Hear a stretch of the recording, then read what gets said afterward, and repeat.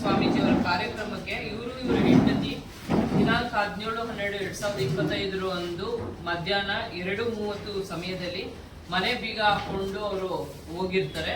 ತದನಂತರ ಅದೇ ದಿವಸ ಅವರು ಸಂಜೆ ಬಂದು ನೋಡಿದಾಗ ಯಾರೋ ಕಿಡಿಗೇಡಿಗಳು ಅವರ ಮನೆಯನ್ನು ಒಡೆದು ಕಳ್ಳತನ ಮಾಡಿರುವುದಾಗಿ ಅವರಿಗೆ ತಿಳಿದು ಬರುತ್ತದೆ. ಆಗ ಅವರು ಮಳವಳ್ಳಿ ಟೌನ್ ಪೊಲೀಸ್ ಠಾಣೆಗೆ ಒಂದು ದೂರು ನೀಡಿರ್ತಾರೆ. ಇದರ ಸಂಬಂಧವಾಗಿ ಮೊಕದ್ದಮೆ ಸಂಖ್ಯೆ 105/25 ಕಲಂ 331 ಸಬ್ ಕ್ಲಾಸ್ 3 305 BNS ರೀತಿಯಲ್ಲಿ ಪ್ರಕರಣವನ್ನು ದಾಖಲು ಮಾಡಿಕೊಂಡು ಇದಕ್ಕೆ ಒಂದು ತನಿಖಾ ತಂಡವನ್ನು ರಚಿಸಲಾಗಿತ್ತು.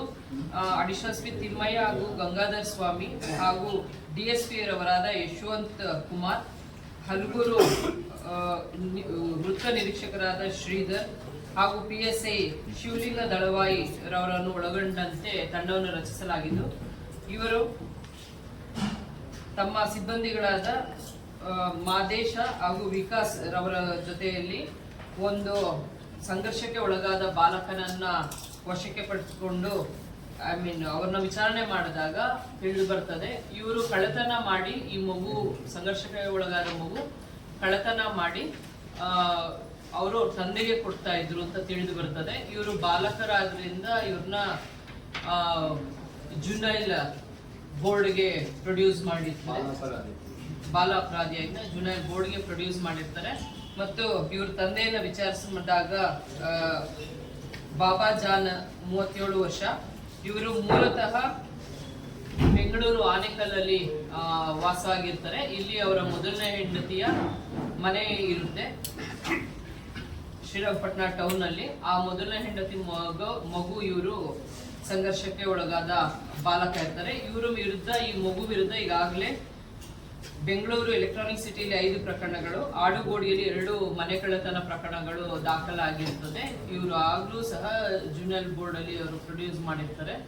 ಮತ್ತೆ ಅವರು ಇಲ್ಲಿ ಬಂದು ಅಫೆನ್ಸ್ ಮಾಡ್ತಾರೆ. ಒಟ್ಟಾರೆ 5 ಪ್ರಕರಣಗಳು ಪತ್ತೆ ಆಗಿರುತ್ತದೆ.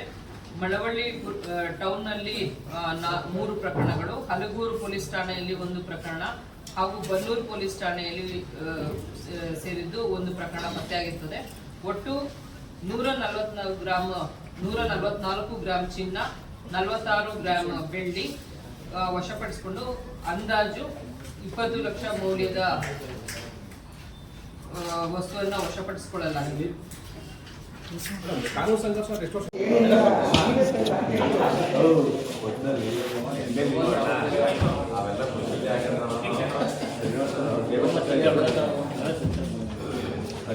ಸಬ್ಸ್ಕ್ರೈಬ್ ಬಟನ್ ಮೇಲೆ ಕ್ಲಿಕ್ ಮಾಡಿ ಹಾಗೂ ನಮ್ಮ ಹೊಸ ವಿಡಿಯೋಸ್ ಅಪ್ಲೋಡ್ಗೋಸ್ಕರ ಪಕ್ಕದಲ್ಲಿ ಕಾಣುವ ಬೆಲ್ ಬಟನ್ ನಮ್ಮೆಲ್ಲ ವಿಡಿಯೋಗಳನ್ನ ಲೈಕ್ ಮಾಡಿ, ಶೇರ್ ಮಾಡಿ ಹಾಗೂ ಕಮೆಂಟ್ ಮಾಡಿ.